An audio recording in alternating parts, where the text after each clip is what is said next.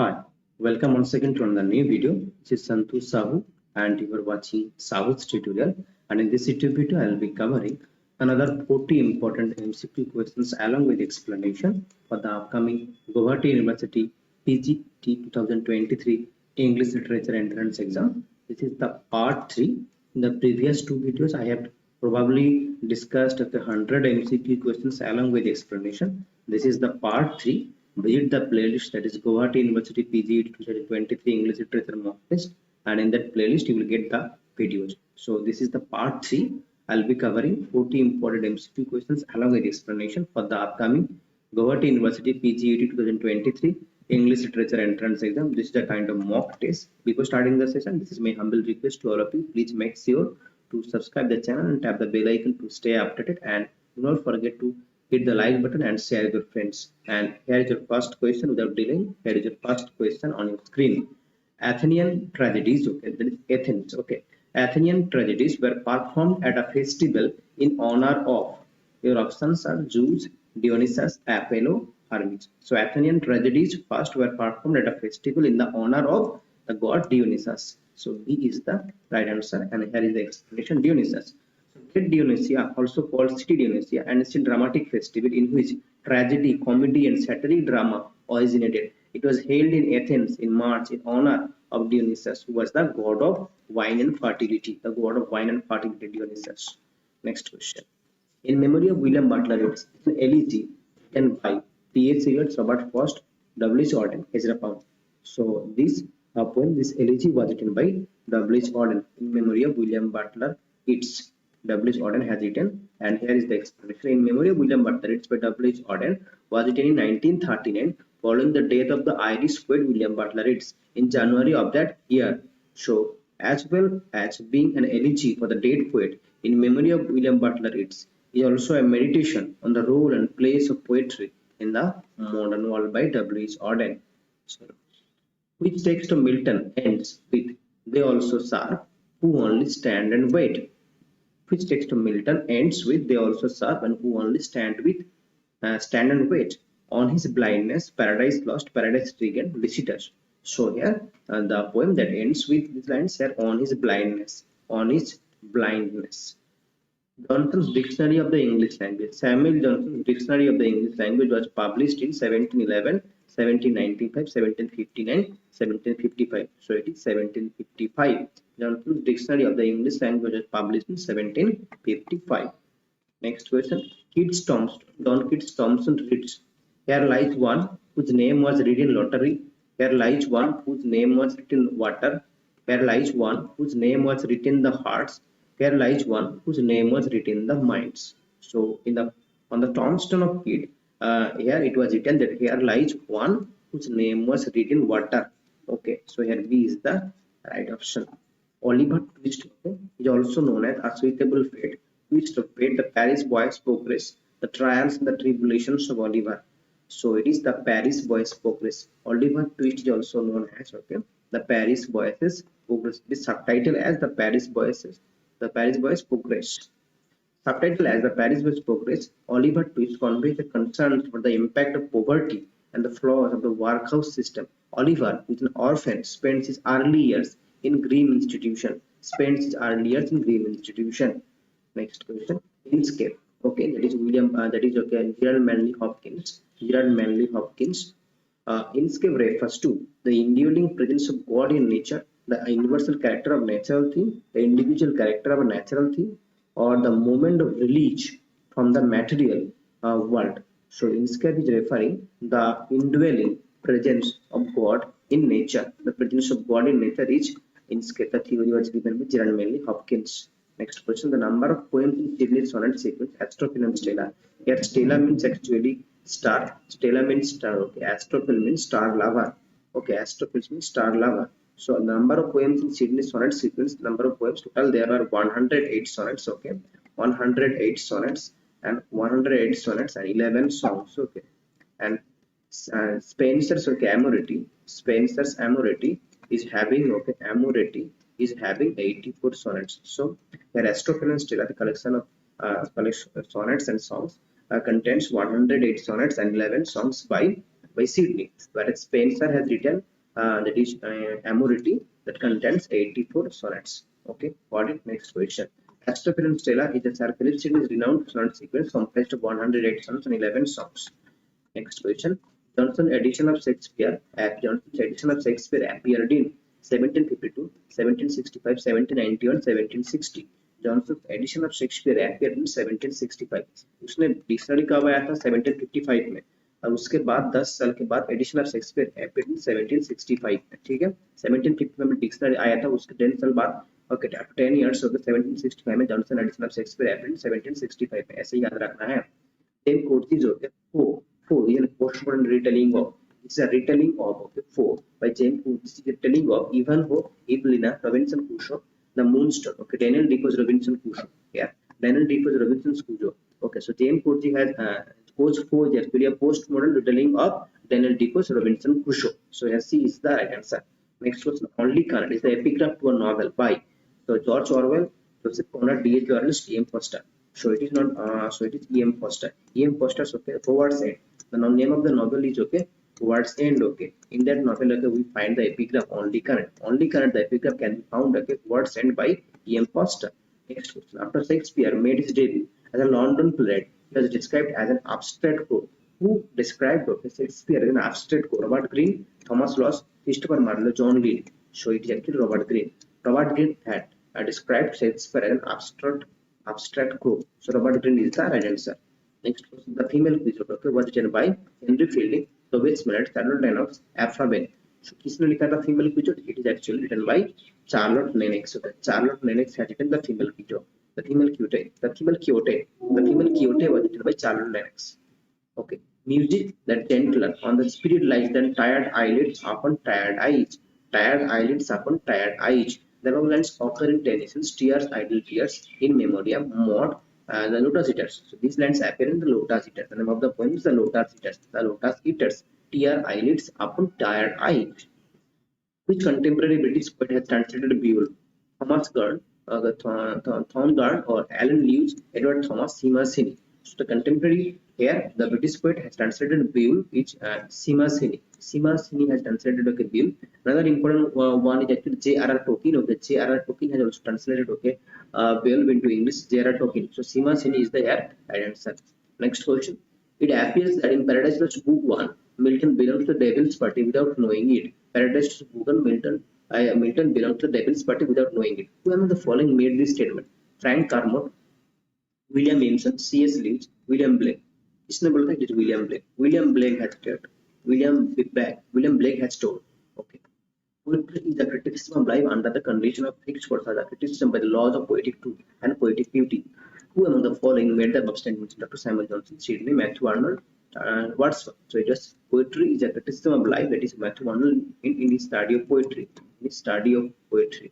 Okay, in his study of poetry of the book criticism. That book of poetry is a criticism of life. Here, Matthew Arnold is the right answer. Which famous English novel opens with a young woman who is handsome, clever and rich. Middle marks नहीं है, wuthering heights नहीं है, Morpheus नहीं है. Emma by Jane Austen. Jane Austen, who is a Regency period writer. Okay, Emma is begins with a young woman who is handsome, clever and rich. This is Emma.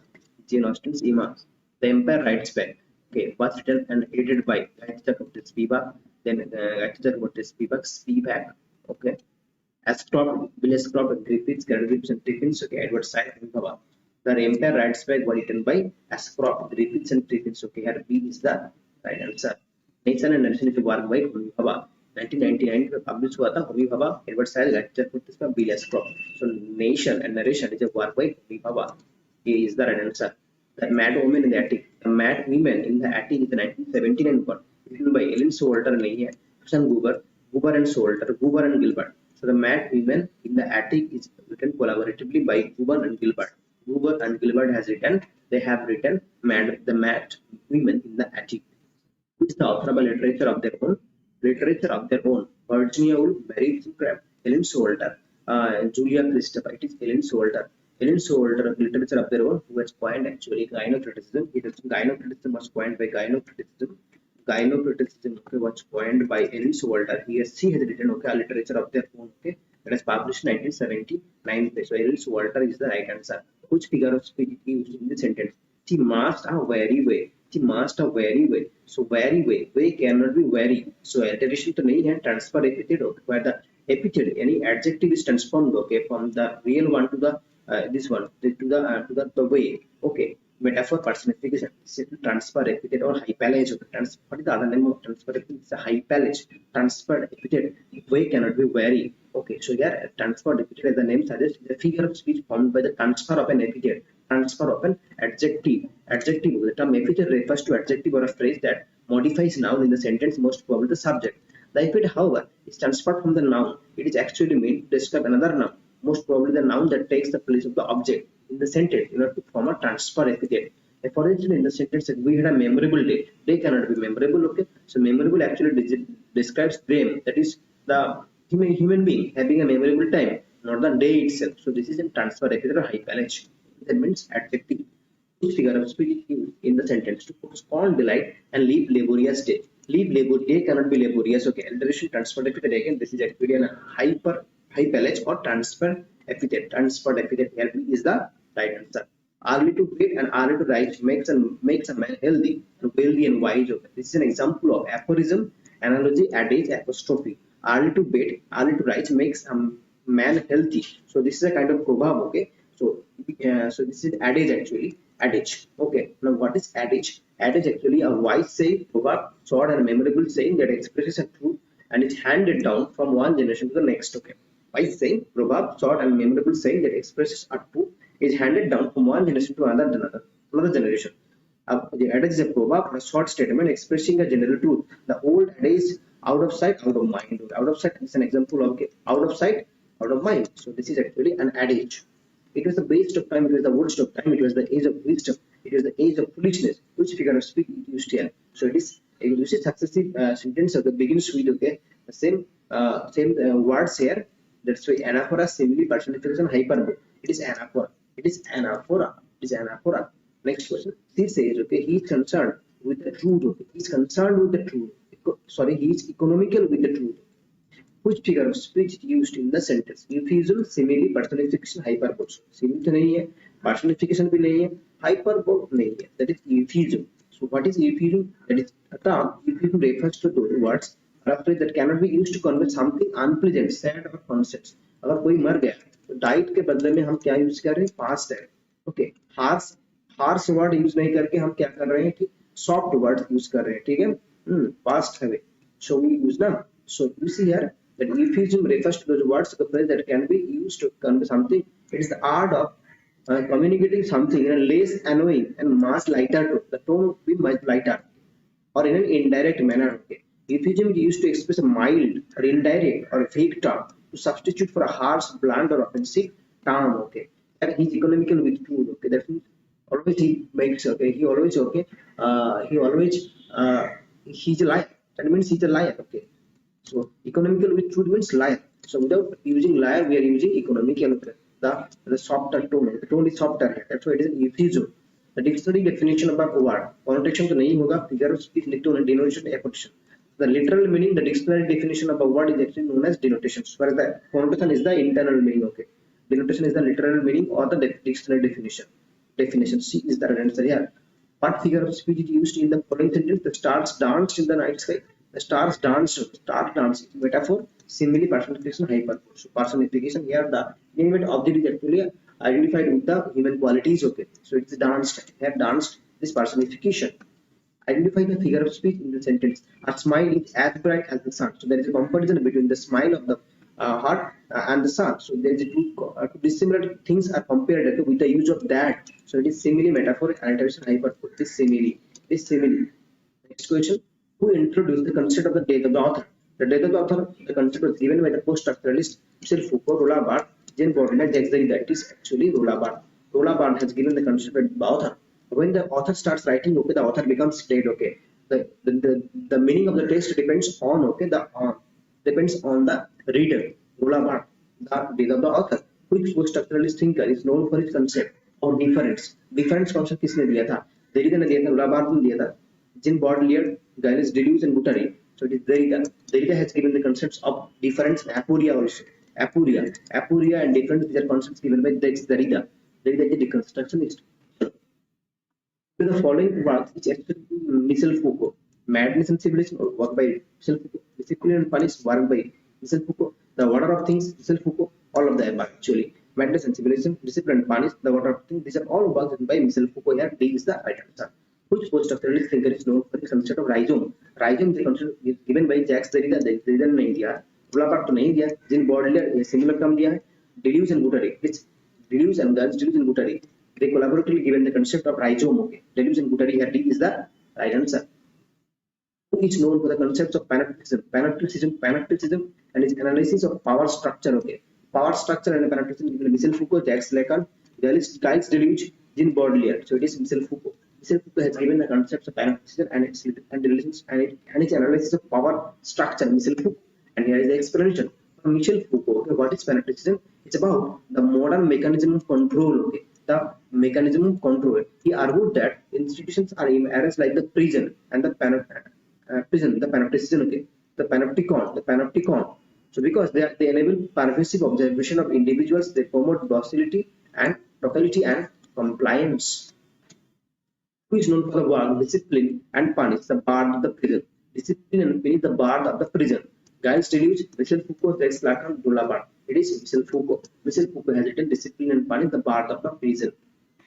Which post-structuralist thinkers is known for the work Mythologies, which examines ideological implications of popular culture.